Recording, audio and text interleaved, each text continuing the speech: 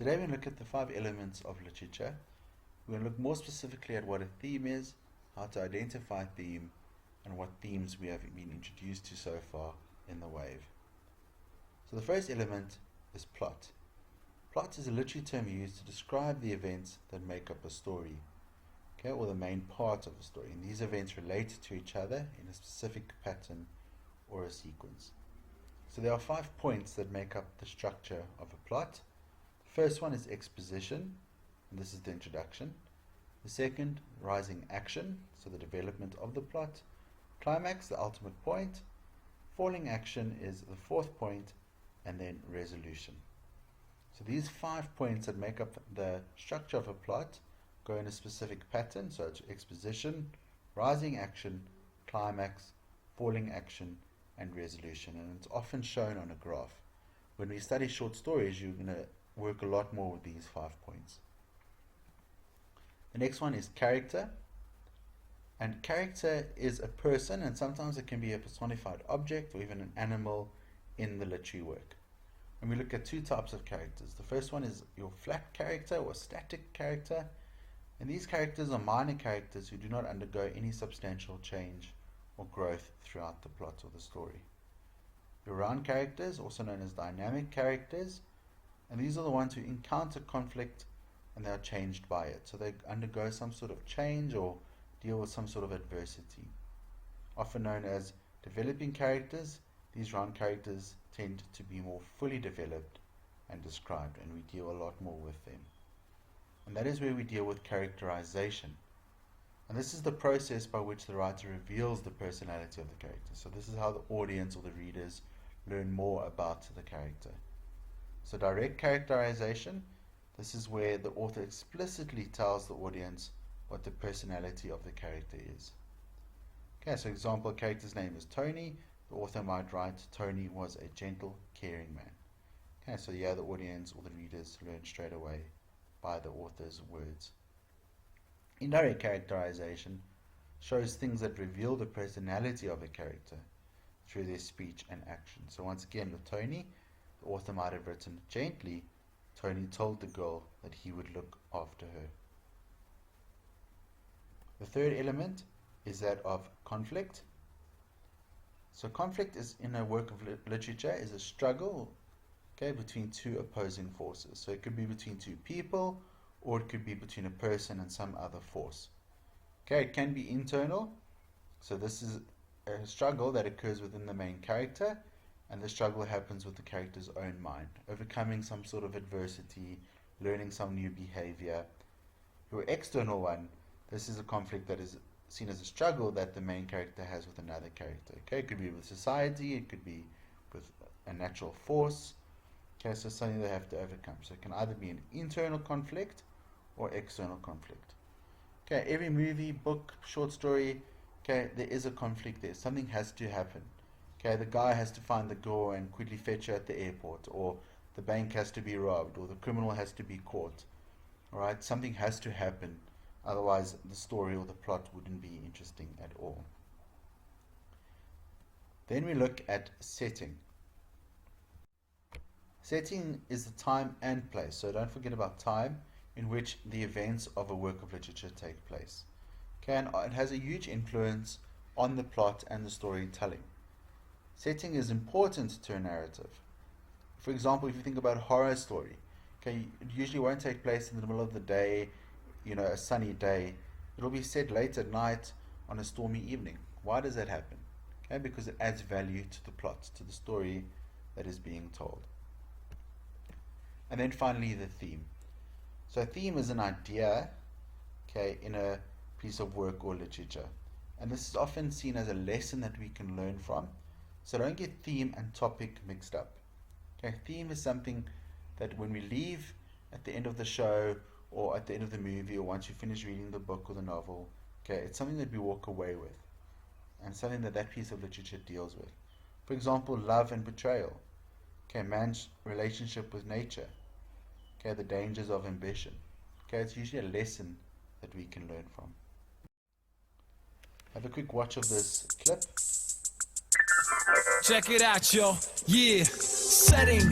That's like where it's going down. Could be the train compartment, a castle, or a town. Could be the Arctic winter, like to build a fire. The temperature's dropping, excitement's getting higher. Setting sets the scene, so the scene seems set. Could be an Italian restaurant where we met. Setting gives us the where and the when. Could be modern day, the future, or way back when. Plot, character, conflict, theme, setting. Yes, these are the 5 things that you're gonna be needing when you're reading or writing a short story that's mad exciting.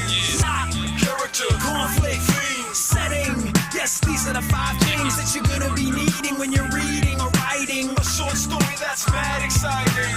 Plot is the action, the quest for satisfaction. What's going down, what's going to happen? 4 men at sea in an open boat, rowing and hoping that they can stay afloat. The plot, they had to make it to the beach, but the waves are big and the shore seems out of reach. Plot is a series of events like Lemony Snicket. It could be crazy, wild, or straight wicked. Plot, character, conflict, theme, setting. Yes, these are the 5 things that you're gonna be needing when you're reading or writing a short story that's mad exciting. Plot, character, conflict, theme, setting. Yes, these are the 5 things that you're gonna be needing when you're reading or writing a short story that's mad exciting. Knock, knock. Oh, it's the characters, the people in the story who carry out the action. Characters can be pretty tiny or clean. Characters can be silly, whiny, or mean. Juliet is a character and so is Romeo. Pokemon has characters and so does Yu-Gi-Oh! Characters can be dogs, lions, or hippos. J.K. Rowling chose Harry Potter. Who knows? Plot, character, conflict, theme, setting. Yes, these are the 5 things that you're gonna be needing when you're reading or writing a short story that's mad exciting. Plot, character, conflict, theme, setting. Yes, these are the 5 things that you're gonna be needing when you're reading or writing a short story that's mad exciting. Put your snack back in your backpack, we're not finished. Something going wrong. That's the conflict, kids. A struggle in the plot, now who's on top? Could be a fight for money like some robbers and cops. Could be an internal conflict, a struggle inside. Like I don't wanna tell the truth, but I don't ever wanna lie. Fix something in your eye, now you're conflicted. What created drama? The conflict did. Plot, character, conflict, theme, setting. Yes, these are the 5 things that you're gonna be needing when you're reading or writing a short story that's mad exciting.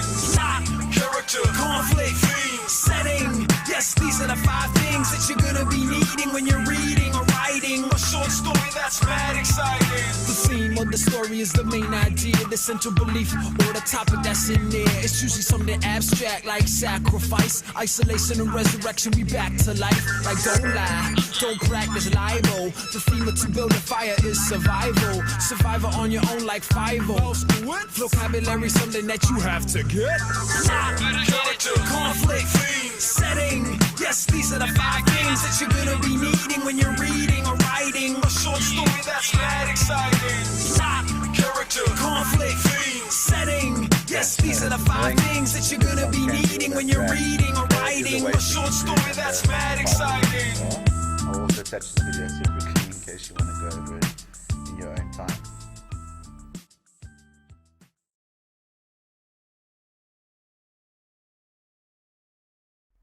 So, in the wave, there are strong themes, and we're going to look at specifically 4 themes. But first of all, we need to figure out how to identify the Hey, this is Mr. Santo. Let's talk about theme. Okay, so you have to find the theme in some book you read for school. Well, I think that with a few exceptions, theme is the most important element in a work of literature, because the theme is the literary work's primary purpose. And by literary work, I mean any written work of art, like a novel, play, short story, poem, or even a screenplay. The theme, and here's your definition, is the central idea of a work of literature. I often oversimplify this term for students by saying it's kind of like the moral of the story, the life lesson the author wants you to take away from the book. It's the message, or the meaning. And that meaning isn't just about the characters, it's more abstract than that. It applies to you and me and everyone. The theme is usually universal, but at the very least, it's an idea that's bigger than just these characters and this fictional world. Don't tell me that the theme in Lion King is that Simba had to go back to rule his kingdom. The theme is bigger than just that one character. The theme is that all people should live up to their responsibilities, because they're needed by the people around them. You see, that's a theme. Also, theme is not the same as a subject. The subject of a work can usually be expressed in a word or two. Family, courage, the nature of love, right? That's the subject. However, the theme is the idea that the writer wishes to express about that subject. It's an opinion, not a fact. If you tell me that the theme is love, I'll say that's wrong, and I'll ask you, what about love?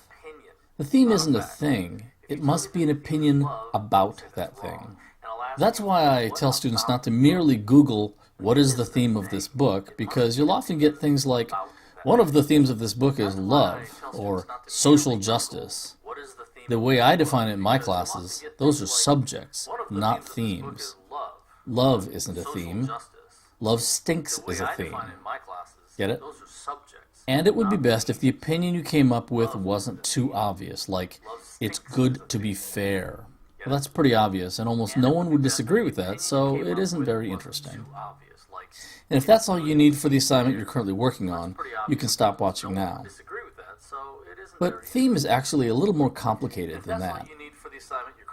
You know how in life we notice things and we have experiences, we put things together in our minds and we gain insight or understanding about the world? We develop generalizations about how the world works or what people are like. For example, after several instances of having people pop up unexpectedly to help you reach some important goal, if you're an optimistic sort of person, you might say to yourself, well, I guess that's how life is. When you're trying to reach a difficult goal worth reaching, help will become available, even in the unlikeliest of situations. It's a nugget of wisdom you earned through observation and experience. You do this, everyone does this. Chimpanzees can do this. Chimps learn that every year about this time, food can be found in this particular area. They make a generalization based on their experiences. That's a similar process as detecting a theme in a work of literature. When you read a work of literature, that book is a model of the real world. It's like a map or a globe. The author who created that model wants you to see the world through his or her eyes, and probably hopes you'll come to similar conclusions about it. But she doesn't usually put it on a plate and just say it outright, because it wouldn't really mean anything to you that way. So she shows you what some slice of the world looks like, and expects you to put things together in your mind, just like you do in real life, making generalizations about the world based on these imagined experiences. We gain insight and understanding about the world that way. This is something that chimps can't do. If you show a chimpanzee a map of a room and show them that the banana is behind this door on the map, the chimpanzee can't apply that understanding to find the actual banana in the actual room. This process of making abstract meaning from a model is one of the things that makes us human. And just like in real life, a good work of literature is complex and could contain many themes, some large and obvious, some small and less obvious. If you're writing a theme essay for the first time, it might be a good idea to go with the big, obvious theme. That's completely fine. I recommend it. But if you want a more interesting challenge, you could write about some smaller, more original theme. Either essay could earn you a good grade as long as it was well written and well supported. In some cases, a book could even contain contradictory themes. A play or novel could present two opposing themes and leave the choice to the reader. Or two separate readers could come to opposite conclusions. You read a book, and you say that the theme is that hard work pays off. Then your friend reads the same book and says that the theme is that hard work is meaningless and that it's luck that matters. So just like in real life, two people with similar experiences can come to very different conclusions. And as long as each person can back up his or her theme with evidence from the book, then his or her opinion is legitimate. Now this might sound strange, but you can even come up with a theme that the author did not intend, or even flatly rejects.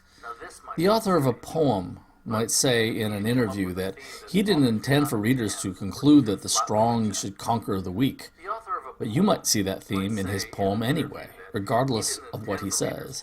And if you can back that up with evidence from the text, then, for you, that's a theme in that poem. The reader owns the meaning, not the author. One of the best ways to find a good theme is, A, to see what happens to the main character. Readers usually identify with the main character, especially if he or she is a protagonist, a sympathetic character with whom we identify. I say this because some main characters are unsympathetic, like the main character of Crime and Punishment, a very bad guy, and not all readers will identify with him. But in either case, if the main character changes over the course of the book in a good way, then a theme could be that readers should do whatever he did.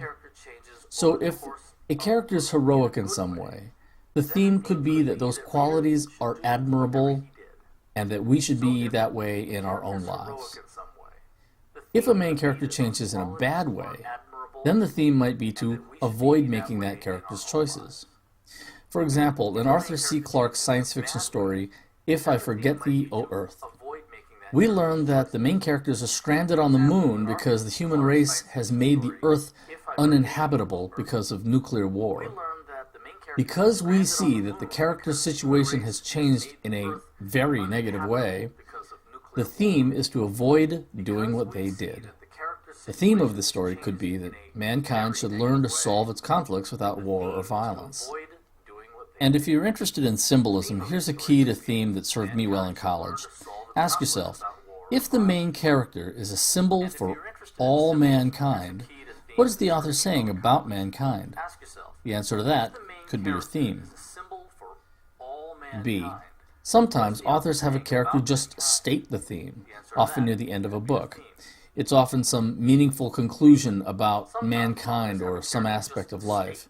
The character might say something like, "Well, Bob, love is like that, isn't it? Sometimes it's sweet and sometimes it's sour, but you know, I'll take my chances." So the theme could be exactly that love can be pleasurable and it can be painful, but it's worth the risk. Not all books contain a statement like that, but some do, and it's worth keeping an eye out for one. C. Another way to find a clue is to look at the title. That won't help with titles like Animal Farm or Romeo and Juliet, which are merely descriptive, but a lot of the time, authors put hints in the title. After you read Harper Lee's novel To Kill a Mockingbird, think about when the killing of a mockingbird was talked about, and what was going on in the book at the time, what was being referred to. That will point you towards a main theme. Finally, D. Look at the main conflict. What forces are pitted against one another in this story, and who wins, and why? I don't mean what specific characters, I mean step back and look at what big group or idea is struggling against some other bigger group or idea.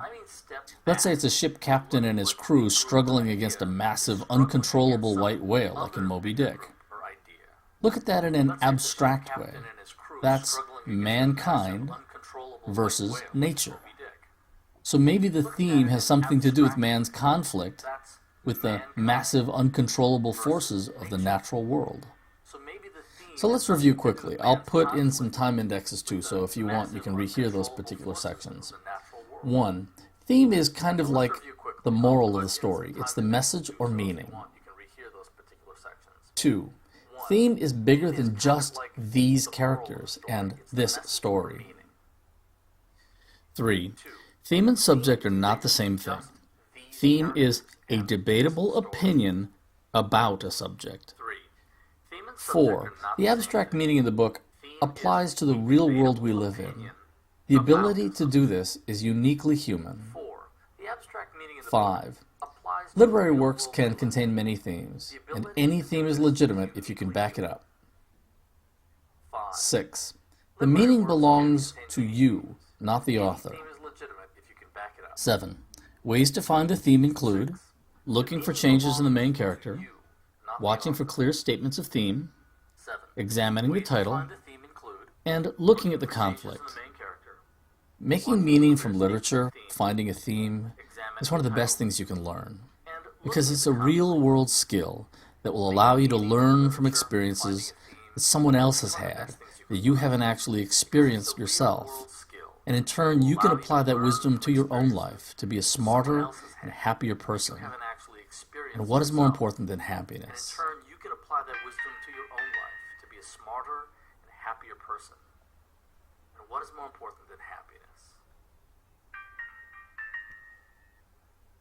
Yeah, that's one of the many reasons why we study literature. Okay, there are a few strong themes in the wave. Specifically, we're going to be looking at 4. First theme that we find in the wave is that of groupthink or coercion. Now, coercion is to force or to get someone to object. Okay, so you force someone to do something. Okay, so the wave experiment starts innocently enough as an exercise in the power of groupthink. Ben Ross wants to show his students how thinking and moving as a group or unit is appealing, and how the mindlessness of groupthink dulls individuals to their collective's actions. Okay, so remember, he wanted to show or to answer the question that was asked as to why so many Germans were able to continue with their daily lives while these atrocities happened, and did they not understand what was going on? Why did they stand up for what is right? Okay, how did they fall under Hitler's spell? As Ross realizes the effect the experiment is having on his students' productivity and attentiveness, as the days go by, he decides to expand the wave by printing membership cards and implementing a wave salute. Okay, so he introduces uniformity, so there's this collective that now takes place in the group. The second theme we look at is history in the past, and more specifically, how history serves as a warning for the present. Ben Ross shows his senior history students a film about the Holocaust, and as we read in the early chapters of the novel, some students are really affected by this screening or this viewing, while others really aren't at all and have no emotion towards it. As Ross attempts to impress upon his students just how recent the events of World War II were and how fragile the present moment still is, Strasser, who's the author, argues that forgetting the past makes the future more vulnerable to repetitions of the eras of history. In many ways, Ben Ross's classroom screening of a difficult-to-watch Holocaust documentary is the wave's inciting incident. So this is the start of the wave. Now remember, there are many parallels that can be drawn between this project of the wave and that of the Nazis and what they did in Germany during World War II. Ben Ross scolds his students for asking how the Nazis could have perpetrated such terrible violence, and for just days later denying their own histories. Okay, this takes place towards the end of the novel by participating in a movement that veered dangerously close to the Nazi Party itself. The third theme is equality versus independence, or the price of total equality is the abandonment of independence and individuality. Okay, so when we become part of a whole, do we lose our independence? Do we lose our individuality? What makes us unique? It becomes clear that part of the wave's appeal is the ways in which it equalizes the student body and breaks down the barriers between cliques. Even the most popular kids like Laurie Sanders and David Collins find themselves reassessing their school's social organization and even befriending outsiders like Robert Billings. Remember when we went through the characters, Robert Billings was a typical stereotype of the class loser. Okay. As the wave takes hold of the school in full force, however, it becomes clear to the few remaining non-members of the wave that the price of total equality is the abandonment of independence and individuality. As the wave takes over Gordon High, the school students are entranced by how collectivism and community strengthen their student body. Remember how Ben Ross in the beginning keeps pushing the idea of community and how discipline will only occur through this collectiveness, this community that takes place. The wave makes everyone socially equal, which at first seems to be a good thing, but soon it becomes clear that the simmering resentments between individual members of the student body will not be erased by the wave's egalitarian message. Okay, what does egalitarian mean? Okay, so it's believing in or based on the principle that all people are equal and deserve equal rights and opportunities. Okay, so it's an adjective, so to describe society, an egalitarian society. Or if it's a noun, a person who advocates or supports the principle of equality for all people. Okay, he was a social and political egalitarian. So, on the outskirts, this sounds good. Equality, everyone's equal. However, nature takes over. As human nature, we don't always get along with each other. Okay, we will clash with people from time to time, and that's where this resentment builds up between these members of the student body. The fourth theme that we look at is that of influence of education. The out-of-control social experiment at the heart of the wave is one unorthodox educator's attempt to really connect with his students and to teach them important life lessons that they soon won't forget. Ben Ross doesn't want his students to memorize facts out of their textbook. He wants to truly educate them in the ways of the world. Okay, we know that Ben Ross takes a different approach in the classroom, often quite creative and supported, and is not seen to be like the other teachers. His students enjoy his classes, but this experiment is one that is very different and perhaps even dangerous. As Ross's experiment flies off the handle, however, and his students' feelings and reputations, and in some cases even their lives, come under threat, Strasser, the author, calls into question what the responsibilities of education are. And that is the theme. Okay, what responsibility does education have? Now remember, from history we know that what happens in schools and education itself is seen as a tool of propaganda, a way to convince the masses, to convince the population, okay, of a certain ideal or way of thinking. And that's what Hitler did, and even during apartheid South Africa. He's a restless thinker and deeply inquisitive. Okay, he doesn't want to settle for just teaching his students facts out of the textbook. He wants to engage with the world around them. Okay, he really wants them to feel deeply the lessons of history and to really think about what they are learning and how it applies to their lives and their relationships. Ben's intentions are good, but his methods for pushing the boundaries of the role of the educator are faulty, and that's what leads to, is it perhaps irresponsible, okay, the plan that he comes up with, or the experiment.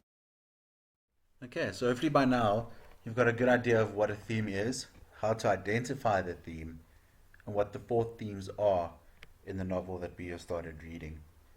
As you continue to read the novel, make note of the themes that appear in each chapter, and think about how these themes become evident as the plot progresses. You may even want to think about how these themes are evident in today's life and in your own lives. To show that you've watched this video, please attach a photo that is relevant to one of the themes. It could be a picture of Google that you've downloaded. Just attach it to today's classroom assignment, just for us to see that you've gone through this video. I've attached the 2 different YouTube videos that we watched in the beginning of the lesson separately as well, in case you'd like to go through them again.